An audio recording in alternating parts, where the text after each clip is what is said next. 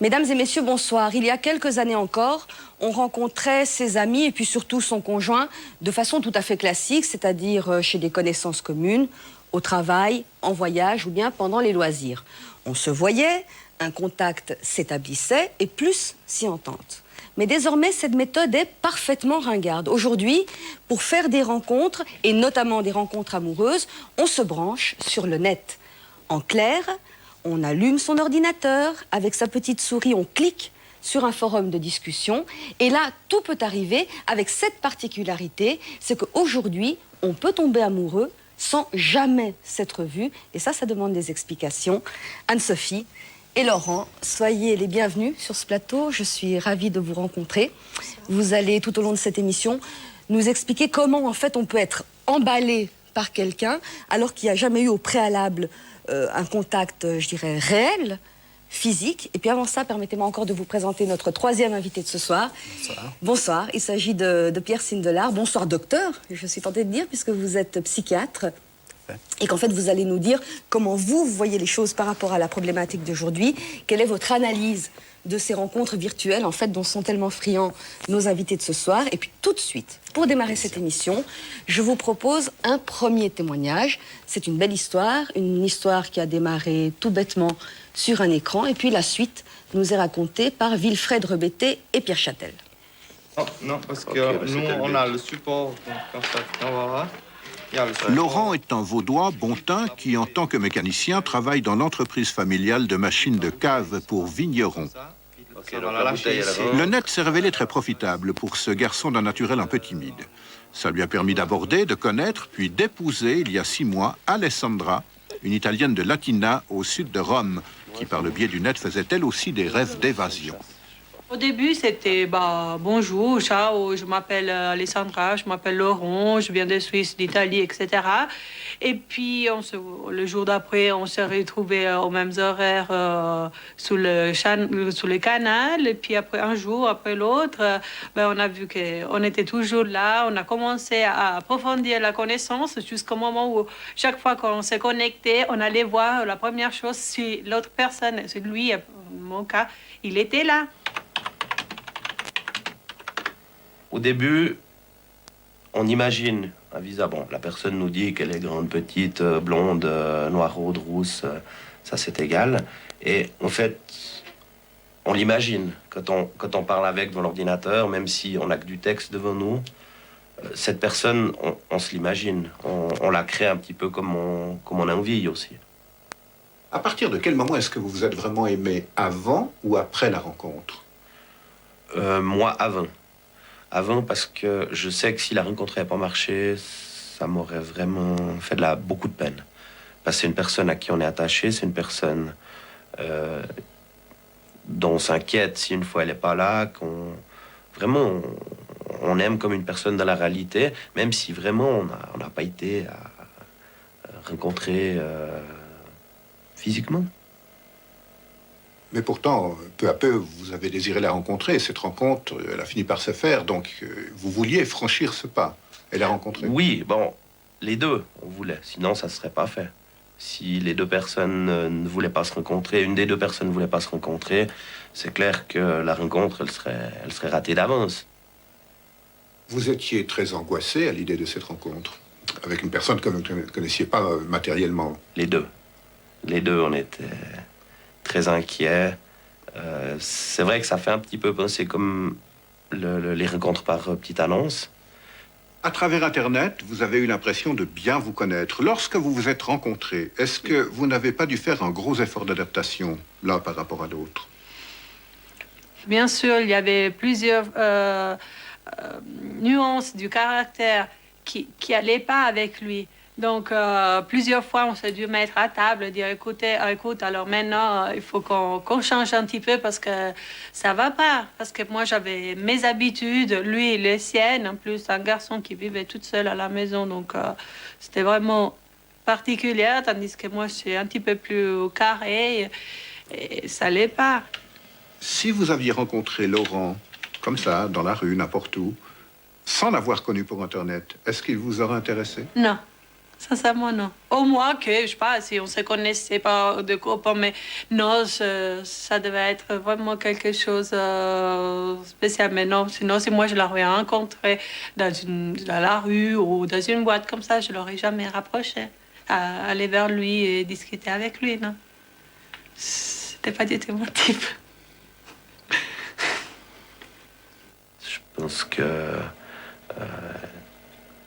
Je pense pas que dans la vie réelle, j'aurais discuté avec.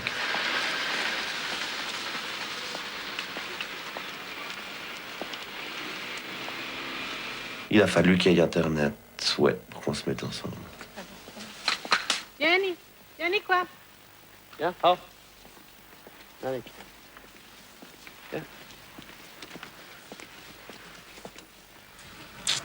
Voilà. Anne-Sophie, ça vous fait rêver une histoire comme ça? Rêver, non, puisque je l'ai vécu.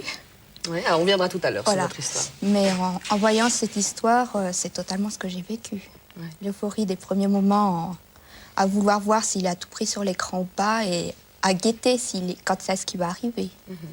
Et puis ensuite, oui, c'est pratiquement la même histoire. Vous, Laurent, quand vous découvrez une histoire comme ça, vous vous dites, ouais, ça c'est bien. Si j'arrivais à décrocher ça sur le net... Des rencontres, j'en ai déjà décroché pas mal. Bon, c'est vrai qu'il n'y a pas eu d'histoire d'amour et tout. C'est vrai que j'ai pas forcément non plus sur le net pour rencontrer l'âme sœur ou pour vivre une histoire d'amour. Mais c'est sûr qu'au fil des rencontres, on peut tomber sur une personne, on va partager des moments très forts. Et c'est clair que le but final, on va avoir envie de la rencontrer. Vous dites, je vais pas forcément sur le net pour rencontrer l'âme sœur, la compagne idéale, etc.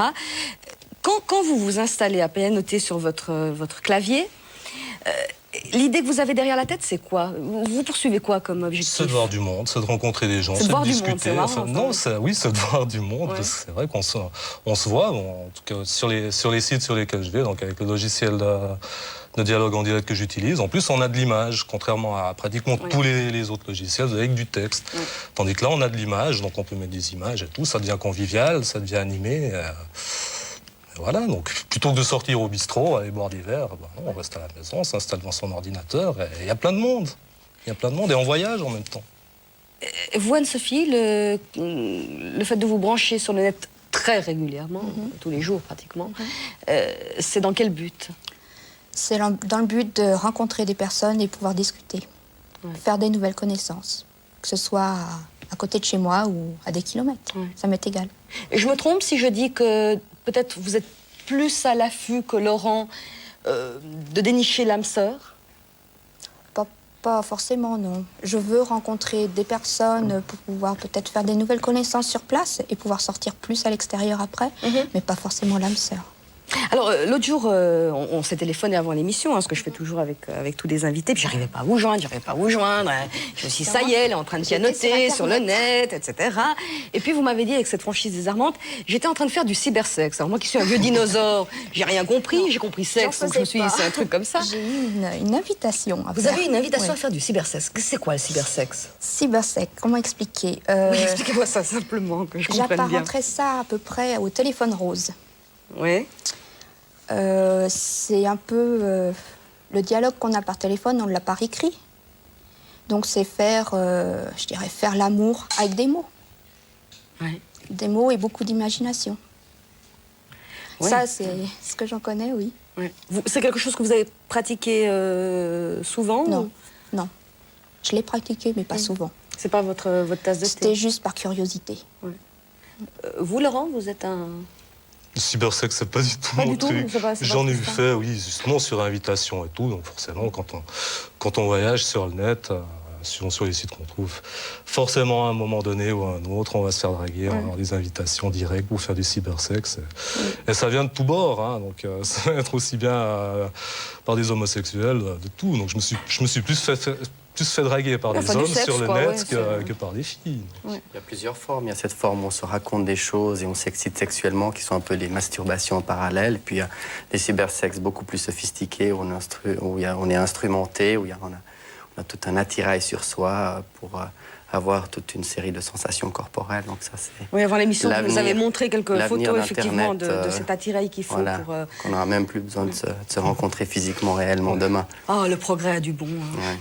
Il n'y a pas à dire. Hein. Tout ça a du bon. Moi, quand même, je me tourne vers le psychiatre de ce plateau. Oui. Cher Pierre Sindelar, qu'est-ce que vous pensez de cette nouvelle façon d'entrer en contact avec les autres, où on ne se voit pas? Alors, je ne vous parle même pas du cybersexe, hein, mais où on ne se voit pas. Une rencontre, c'est quand même, c'est pas seulement des mots, hein, c'est un grain de peau, un parfum, un geste, un regard, une attitude, un feeling qui fait que ça prend ou ça prend pas.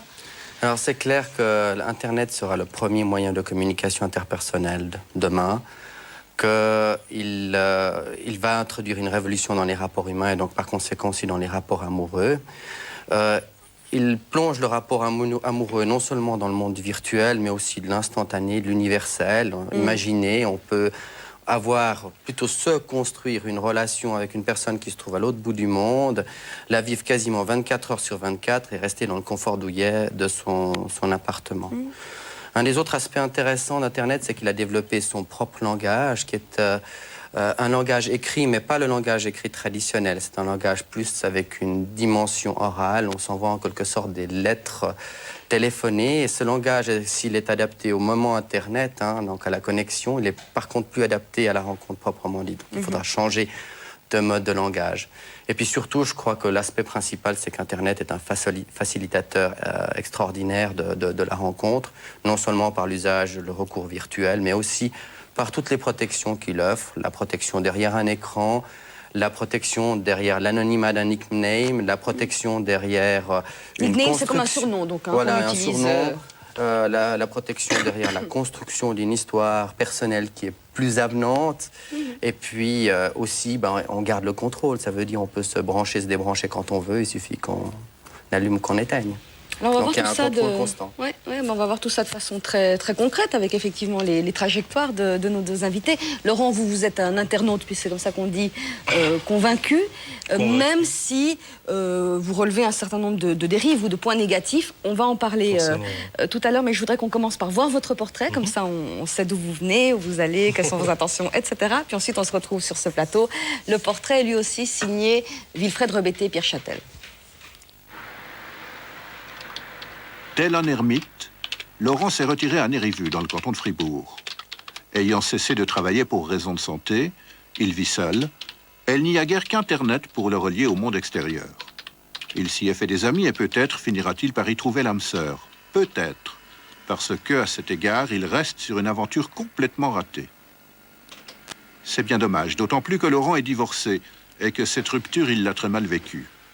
De ce mariage, il lui reste une petite fille de 5 ans qui lui rend visite parfois, trop rarement.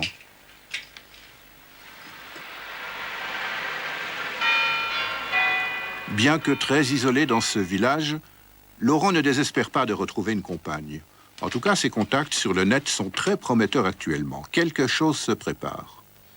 Lui, ce qu'il recherche, c'est quelqu'un qui partage ses idées, ses goûts, et qui soit vraiment sur la même longueur d'onde avec lui.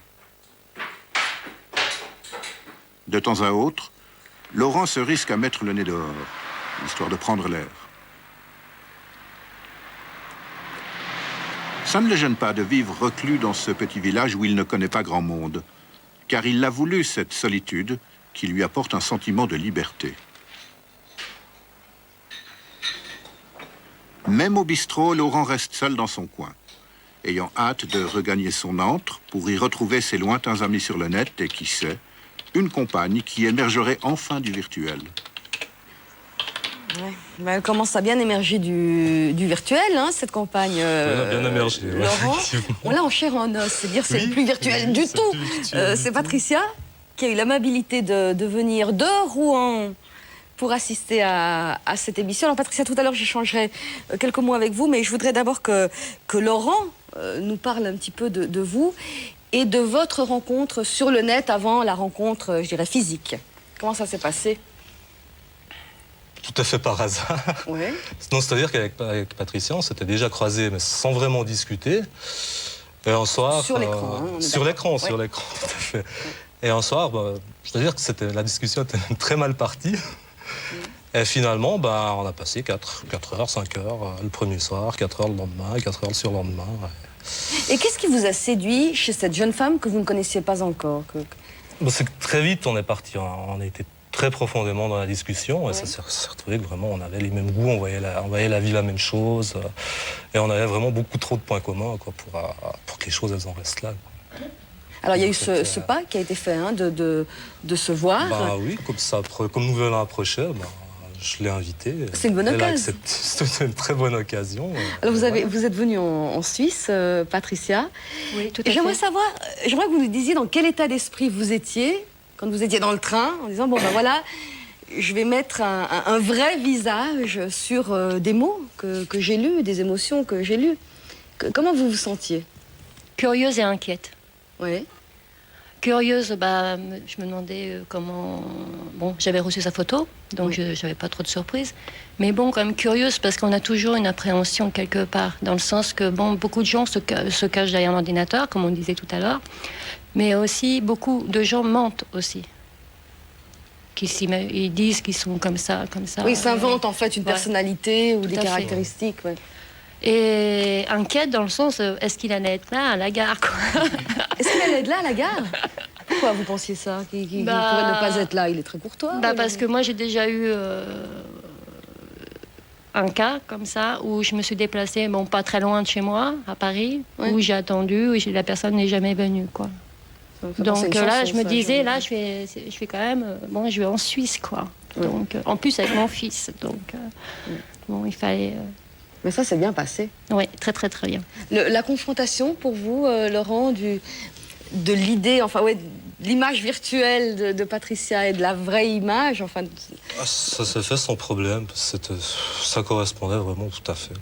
C'était ça. Quoi. Donc il n'y avait pas de surprise. Pas de surprise. Au contraire, une continuité de plaisir que vous avez eu. Une bonne surprise, une très bonne surprise. Ouais. Mais c'était la continuité, tout à fait.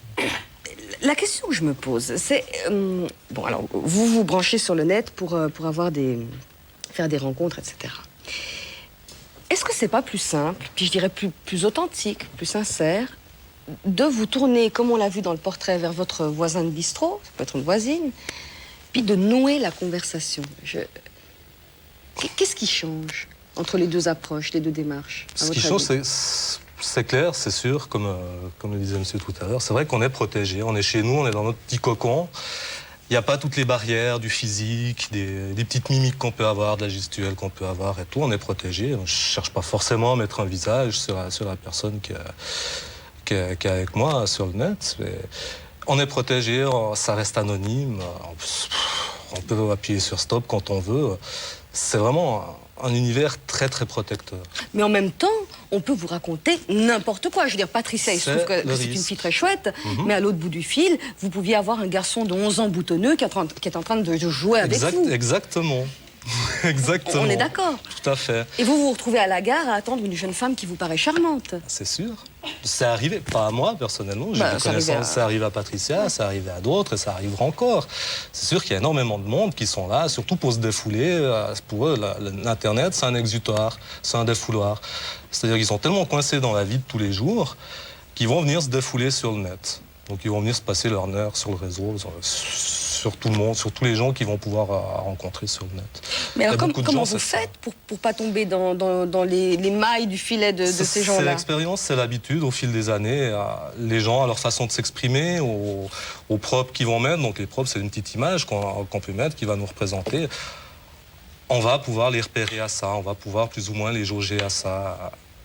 Vous dites qu'avec la pratique, on y arrive très bien. Il y a un cyberfeeling. Voilà, il y a un cyberfeeling. C'est un cyberfeeling. Ouais. Vous confirmez, vous aussi, vous avez l'impression d'arriver à... Intuitif, de feeling, oui. Ah bon, c'est quelque chose d'intuitif, le feeling. Vous dites que... Ah non, il y a des gens qui cachent très bien leur jeu. Ouais, mais ça, c'est comme dans la vie de tous les jours. Oui, mais bon, attendez voir, Laurent, vous emballez pas dans la vie de tous les jours. Ouais. Oui. Racontez-nous la petite mésaventure qui n'arrive pas tous les jours dans la vie de tous les jours, qui était évoquée dans le portrait. Qu'est-ce qui s'est passé? J'ai aussi rencontré une fille, on a eu un excellent contact sur le net, on s'est dragué à mort pendant quelques jours. Surtout elle, je crois. Surtout elle. Et finalement, elle m'a invité à aller la trouver. Je me suis dit, elle était à Madrid. Elle était à Madrid. Je me suis dit, bon, pourquoi pas, hop, un billet d'avion, on saute dans l'avion, on départ Madrid. On verra bien, sur le net, le contact est très bon et tout. Et arrivé à Madrid, c'était l'horreur totale, quoi. C'est quoi l'horreur? Qu'est-ce que vous appelez l'horreur? Elle ne correspondait vraiment absolument pas à sa description sur le net. Elle n'avait plus du tout la même façon de s'exprimer. En fait, je me suis retrouvé face à un mur, quoi. Oh, mais là, avant cette rencontre, vous avez pu juger sur pièce, oui. j'ai envie de dire. Oui, justement. Il y a quand même eu un investissement affectif. Vous Bien êtes sûr. content, vous êtes plein d'illusions, vous dites « Ah, je vais voir une fille qui est super ». Ça, c'est pas rien. Ah non, c'est pas pas dire que rien. c'est Mais rien. bon, je dirais que ça, possible à avoir dans la vie de tous les jours. Hein. Ouais, mais au bout de... Un peu moins, parce que Au moins. justement, la personne, on l'aura vu tout de suite, il y aura d'autres sensations qui se passeront. Tandis que là, c'est clair qu'il y a toujours un risque. On ne sait jamais vraiment si... On saura effectivement sur qui on tombe le jour où on sera en face de cette personne, quoi. Je sais pas, vous n'avez pas l'impression, Pierre Sindelar, que le risque est plus grand? Moi, c'est l'impression que j'ai. Le risque est plus grand d'avoir vraiment une grande désillusion en utilisant le net, je dirais, comme point de départ d'une relation qui peut s'avérer ensuite solide ou sérieuse, qu'en se rencontrant dans la vie. Est-ce que c'est pas un mauvais départ, le net? Ça, je sais pas, mais c'est vrai que la relation, elle se noue progressivement. En général, on n'annonce pas d'emblée la couleur. Elle se noue progressivement d'abord sur un biais qui est plutôt intellectuel, par un échange de mots, puis il y a une progression, on a envie de s'entendre, on a envie de se voir, et puis on a envie d'aller dans cette rencontre proprement dite, ou cette rencontre en chair et en os. Et c'est vrai que souvent, lorsque cette rencontre-là arrive, on est déjà engagé sentimentalement. Ça veut dire que même si la relation est virtuelle, de facto, parce qu'il y a des sentiments, on est déjà dans le monde du réel. Alors s'il y a quelque chose qui se passe mal, ben ça fera mal de manière tout à fait réelle, hein. Il faut dire que je pense que dans l'immense majorité des cas, cette rencontre est difficile parce que le réel, il ne fait pas le poids face au virtuel. Si vous me permettez une image, c'est un petit peu comme de voir un film après avoir lu le livre, hein. Oui. Et il y a beaucoup plus d'espace à l'imaginaire. Et d'ailleurs, plus il y a d'espace à l'imaginaire, plus cette rencontre va être difficile par la suite. Puis il ne faut quand même pas oublier qu'Internet, c'est quand même un monde qui privilégie l'individuel, hein. Ça veut dire que l'autre peut servir beaucoup ou essentiellement comme un écran de projection de ses fantasmes, de ses désirs. Et puis que la rencontre proprement dite, c'est un monde, c'est le passage où l'autre devient bien réel, et puis c'est le moment de la dualité. Donc là aussi, c'est une révolution dans le rapport. Alors, vous parlez de cette difficulté de la rencontre, effectivement. Vous avez été amenée, Anne-Sophie, comme Laurent, à devoir confronter une image virtuelle à sa réalité. On va voir ce que ça a donné. Là aussi, on doit le reportage à Wilfred Rebetté et Pierre Châtel. Depuis 8 ans, Anne-Sophie vit à l'écart de tout, dans un décor campagnard, après avoir quitté peut-être définitivement sa Bretagne natale. Elle est infirmière au CHUV, Anne-Sophie. Elle y a bien fait quelques connaissances, mais quand on est timide comme elle, et étrangère de surcroît, c'est difficile de se faire des amis. Dans la région de Savigny, où elle s'est fixée, Anne-Sophie vit donc en solitaire. Par chance, elle a pu s'initier à Internet et c'est ainsi qu'elle s'est fait des relations. Et surtout qu'elle a trouvé Philippe, un Belge. Ils s'aiment maintenant, après s'être rencontrés et avoir longuement conversé sur le net. Mais le net, c'est un peu le piège. Anne-Sophie le sait, car il peut ouvrir la porte à tous les fantasmes et toutes les illusions. On rêve, quoi.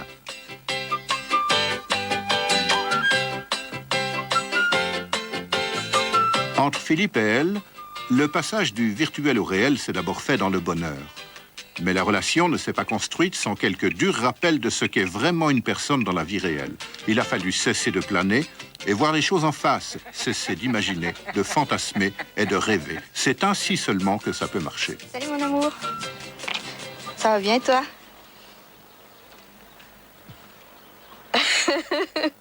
Ouais, c'est ça. Aujourd'hui, ça n'est plus à travers le net, mais par téléphone qu'ils communiquent. Le partenaire y est nettement plus présent. Je suis bien occupée. On a de la chance, il fait super beau. Anne-Sophie n'est plus aussi branchée sur le net, mais elle lui doit une fière chandelle, car c'est ainsi qu'elle a connu Philippe. Ce qui lui importe vraiment maintenant, c'est d'ancrer toujours plus profondément dans la réalité cette relation née du virtuel. Alors, petit changement de programme. Anne-Sophie, petit changement de programme. Ça, c'est un portrait qui a été tourné Décembre. au mois de décembre.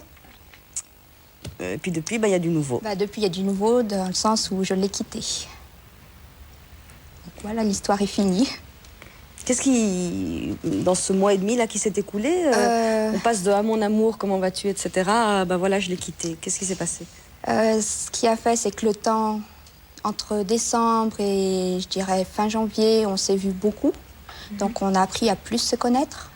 Et puis, évidemment, les caractères n'ont pas collé jusqu'au bout. Vous pensez que si vous aviez connu Philippe, je ne sais pas comment il faut dire en vrai, enfin, entre guillemets, plutôt que sur le net, ça aurait pu se passer autrement? Si je l'avais rencontré dans le réel, je pense pas que je l'aurais je lui aurais parlé. Comme un peu le premier témoignage qu'on a vu, Voilà. je ne pense pas que vous l'auriez abordé. Je crois qu'il faut quand même dire que même dans le réel, réussir une relation, c'est extrêmement difficile. Et si on essaie de faire des statistiques, C'est vrai. probablement que 90 ou même plus, les relations échouent pour finir quand même. Donc, C'est vrai. c'est Mais difficile de réussir une relation. de mon toute impression, manière. c'est que dans le réel, on arrive à faire un tri, pas très joli, mais bon, à se dire, j'ai l'impression qu'on peut faire quelque chose ou j'ai l'impression que je peux rien faire avec cette personne. Vous voyez ce que je veux dire? J'ai l'impression que cette démarche-là, on arrive à la faire plus vite que sur le net. Vous n'êtes pas d'accord? Non, Vous non plus? Non. Pensez pas que c'est le... plutôt l'inverse. Oui.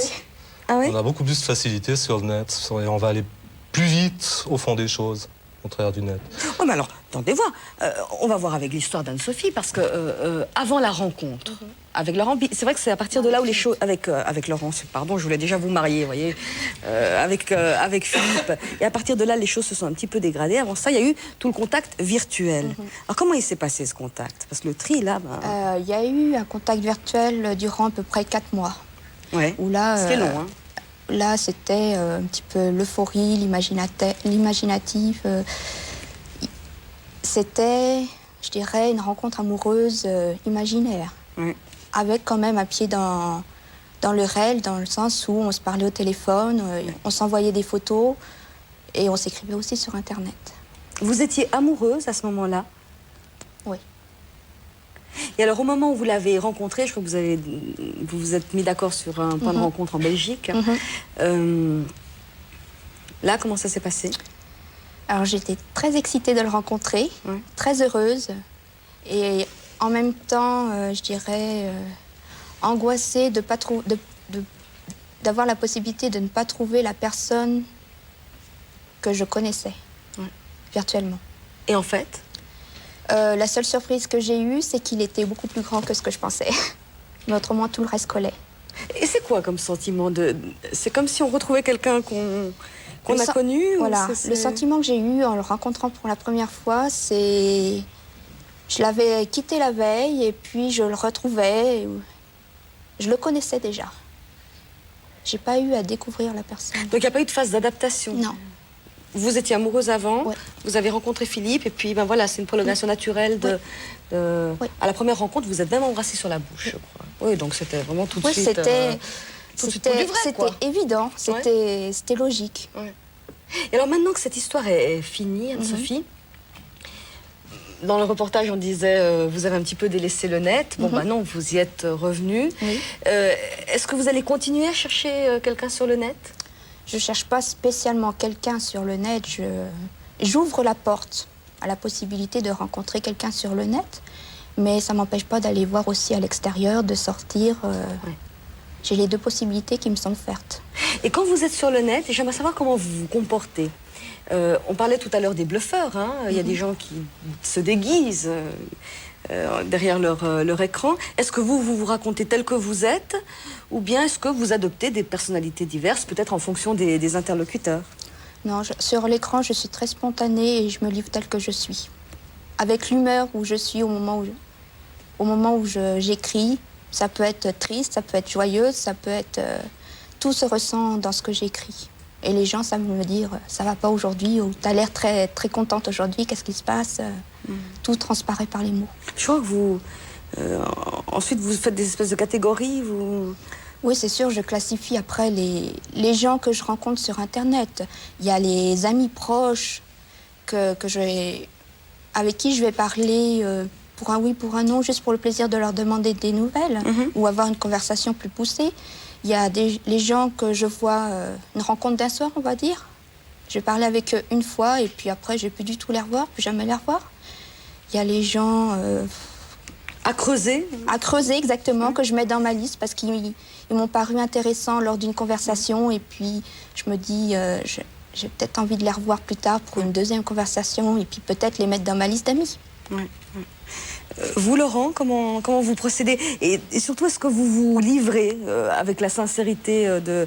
d'Anne-Sophie? Oui, bon, ça va. Je ne vais pas me livrer profondément avec toutes les personnes qui vont passer sur le net, mais c'est vrai qu'avec certaines personnes, oui, il y en a qui savent absolument tout de moi. Il y a certaines personnes qui savent absolument tout de moi.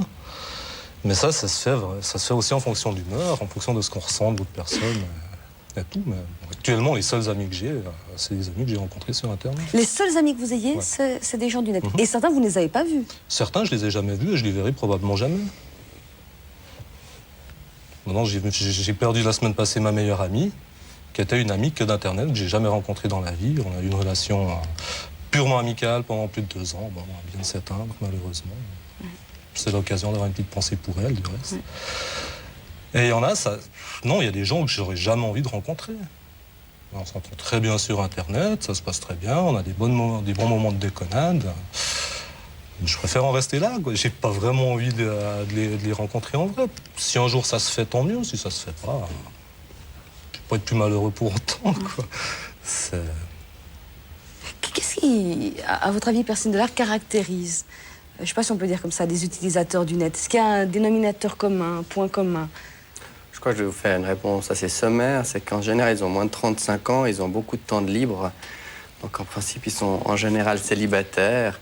C'est clair que si on passe une grande partie de sa nuit à chatter sur Internet, on n'est pas dans le lit avec son conjoint.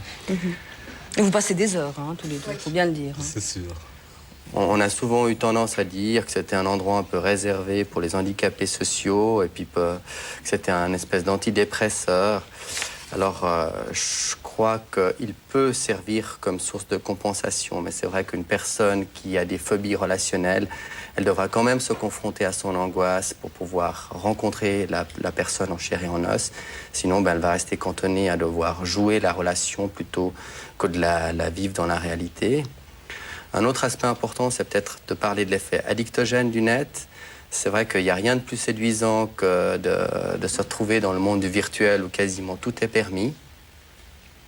Alors c'est vrai que ça devient très rapidement une drogue et puis on peut passer ses jours et ses nuits devant son écran. Vous êtes d'accord avec ça? Oui.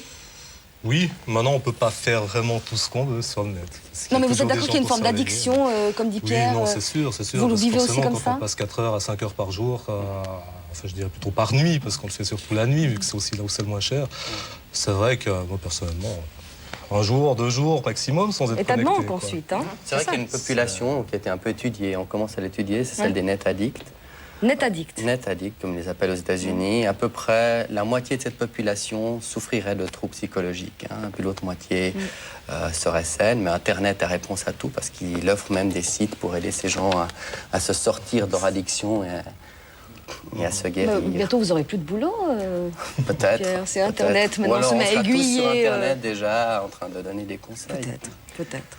Et puis je dirais qu'un peu comme une forme de conclusion, qu'on n'a jamais eu autant de possibilités d'entrer en contact comme aujourd'hui, mais que l'internaute intelligent devra, dans cette espèce de surabondance, savoir faire le tri, ne pas se laisser piéger, savoir faire la distinction entre le réel et le virtuel, et surtout pas aller se saturer par un excès de contact et puis se désintéresser finalement des relations sociales tellement il en a, parce que ça peut être tout le temps. Comme avec le Natel, on peut communiquer. Donc se tout le temps. limiter.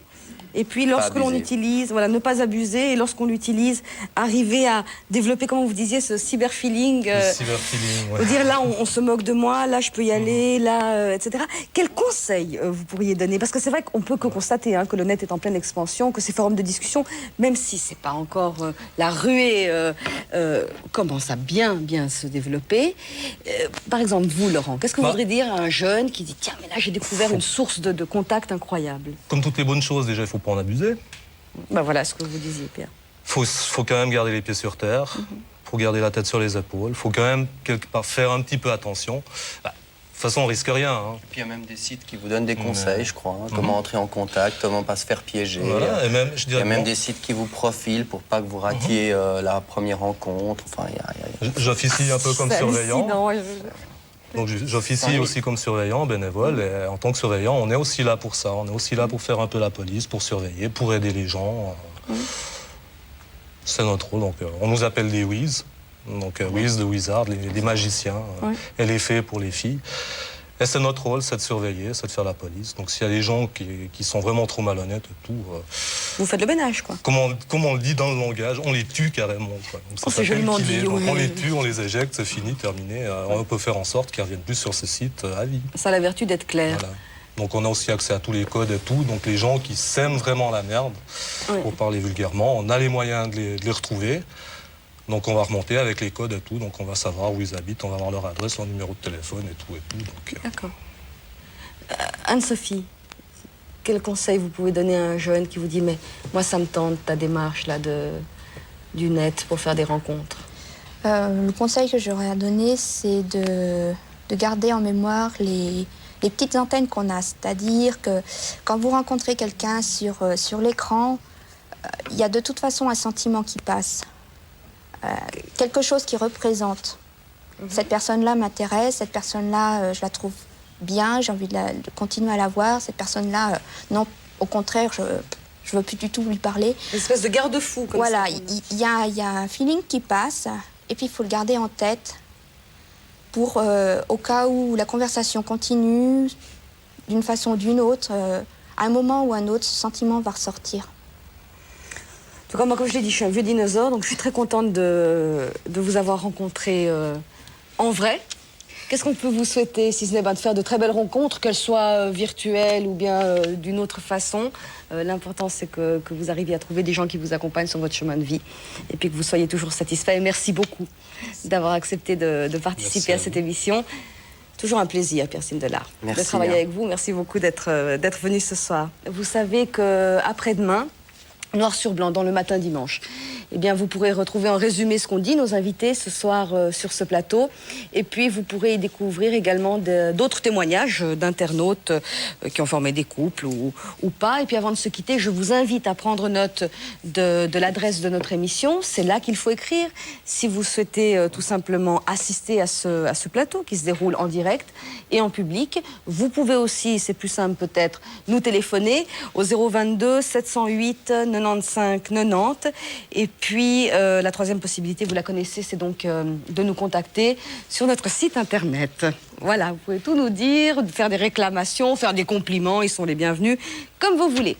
Merci infiniment à vous tous, merci au public qui était là ce soir, merci à Patricia, qui, je le souligne encore, a fait le déplacement de Rouen. Je vous embrasse tous, bonne soirée.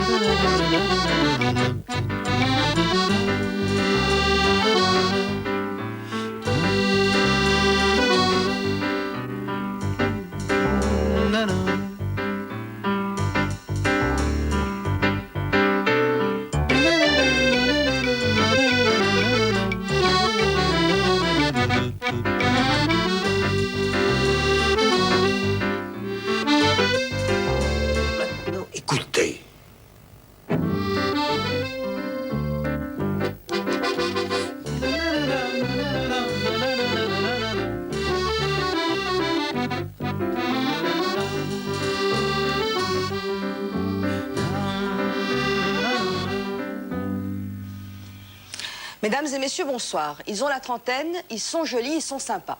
Ils ont un travail qui leur plaît et dans lequel ils sont reconnus, un chouette appartement et des amis qui les apprécient. Ces hommes et ces femmes ont donc tout pour plaire, seulement voilà, ils ne trouvent pas l'âme sœur. Ils rêvent pourtant de fonder un couple et d'avoir des enfants, mais ils n'y arrivent pas. Alors ce soir, ils vont nous dire pourquoi ils en ont marre du célibat et surtout quels sont les obstacles auxquels ils sont confrontés.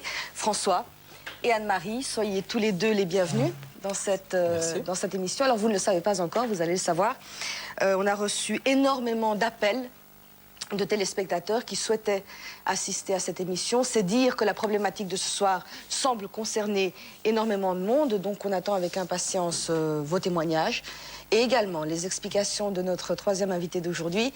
Il s'agit de Pierre Sindelard. Bonsoir, monsieur. Vous êtes psychiatre. Et puis, j'allais dire, un de vos dadas, c'est en fait le couple, la rencontre, ce qui alimente la vie à deux, ce qui détruit la vie à deux. Vous aurez la parole tout au long de... C'est aussi votre gagne-pain. Écoutez, alors dada, gagne-pain, allier les deux choses, c'est magnifique. Tout à l'heure, vous aurez la parole dans cette émission. Tout de suite, si vous êtes d'accord, on va voir un premier témoignage. C'est celui de Anne-Françoise qui répond aux questions du duo de choc Jean-Pierre Garnier et Pierre Kerman. Jambe droite, on ajoute les bras. En haut. Pousse, tire, pousse, tire. Et encore 4. 1, 2, comptez bien, en piétinant, jusqu'à 32. C'est son âge. Fille de médecin, Anne-Françoise a fait son université. Éternelle jeune fille, enfin presque. Dans le secret de son jardin et de son cœur, elle guette inlassablement le printemps. Elle y travaille même. Elle ne laisse dans sa vie que peu de place à l'improvisation. Ce que j'aime le plus, c'est toute une partie de mon enfance où mon père s'occupe vraiment de nous. Cette fois-là, il nous raconte une histoire. Nous sommes tous les trois enfants extrêmement attentifs et une image de quiétude. Vous avez un homme qui est près de vous, qui vous protège, qui s'occupe de vous et qui, normalement, ne va pas vous abandonner. Petite photo de papa, mais qui envahit tout l'espace dans ce vaste appartement où Anne-Françoise vit seule, enfin presque. Le plus dur à vivre, il y a deux choses. La première, donc, c'est cette peur de me dire demain, comment je vivrai mon célibat, de voir les années qui passent et me dire, je vais peut-être me retrouver à 50 ans et me dire, mais mon Dieu, j'ai pas cherché quelqu'un suffisamment. Et puis, il y a des moments de déprime, quand vous avez des problèmes, et vous avez dit, mais non de bleu, j'aimerais un homme à côté de moi, un homme qui soit là, qui écoute, qui protège. A-t-elle encore cours l'image tutélaire du mâle protecteur? Ne met-elle pas en fuite l'amant qui passe? Pourquoi vous ne trouvez pas précisément cet homme-là? Ah ben, je sais pas. Comme j'ai dit à une amie, je vais pas prendre le premier venu, mais le deuxième tarde à venir, quoi. Je sais pas. Je me dis que... J'ai plusieurs femmes dans ma famille qui ne se sont jamais mariées. Et je me dis, bah voilà, c'est peut-être pas pour moi, tout simplement. Je comprends pas, honnêtement. Ou alors, des fois, je me dis, mais c'est toi qui ne regardes pas où il faut. Mais... il y a trois solutions. Soit je ne comprends pas, soit je me dis je ne regarde pas dans la bonne direction, soit ce sont plutôt les hommes en général dans la tranche d'âge qui m'intéressent, qui fuient, qui ne s'engagent pas, qui veulent que du sexe et qui veulent rien d'autre. Séducteur ou prédateur? Protecteur? Je suis devenue extrêmement exigeante.